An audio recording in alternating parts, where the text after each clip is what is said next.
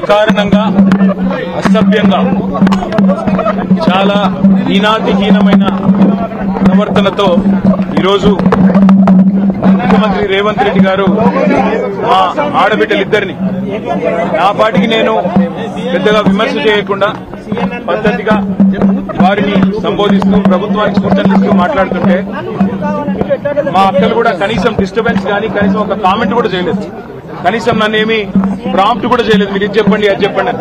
అట్లాంటిది ఈరోజు అకారణంగా ఎందుకు నోరు బారేసుకున్నాడో తెలియదు కానీ చాలా అసభ్యంగా హీనాతిహీనంగా ఏ నాయకుడు కాదు ఏ మనిషి కూడా మాట్లాడనంత అసభ్యంగా మీ అక్కలను నమ్ముకుంటే ఇక్కడ నన్ను ముంచిండ్రు మమ్మల్ని ముంచిండ్రు రేపు నీ బతుకు కూడా జూబ్లీ బస్ స్టాండ్ అవుతుందని మాట్లాడిన నికృష్టమైన మాట ఏదైతే ఉందో తప్పకుండా రేవంత్ రెడ్డి వెంటనే తెలంగాణలోని ఆడబిడ్డలందరికీ క్షమాపణ చెప్పాలి. ఎందుకంటే ఈ అవమానం జరిగింది ఒక్క సబితక్కకు సునీతక్కకు లక్ష్మక్కకు కాదు, ఈ అవమానం జరిగింది తెలంగాణలోని ఆడబిడ్డలందరికీ.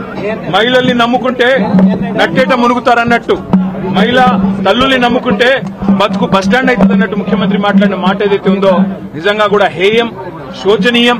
నిజంగా ఒక ముఖ్యమంత్రి స్థాయికి తగని మాట. ఇలా నిజంగా ఈ ముఖ్యమంత్రి అన్ఫిట్ ముఖ్యమంత్రి, ఆ పదవిలో కూర్చోవడానికి తగని ముఖ్యమంత్రి.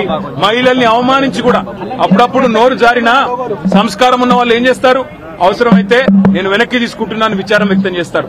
ఇంత అహంకారం ఇంత కండకావరంతో ఈరోజు ఆడబిడ్డల్ని వారిని అవమానించిన ముఖ్యమంత్రికి తప్పకుండా తెలంగాణ ఆడబిడ్డల ఉసురు తాకుతుంది. ఈ వైఖరి మార్చుకో, పద్ధతి మార్చుకో. వారు అక్క సునీతక్క గాని సబితక్క గాని లక్ష్మక్క గాని స్వంతంగా కష్టపడి ప్రజల్లో తిరిగి పరపతితో ఇవాళ 5 సార్లు 6 సార్లు గెలిచొచ్చిన వాళ్ళు.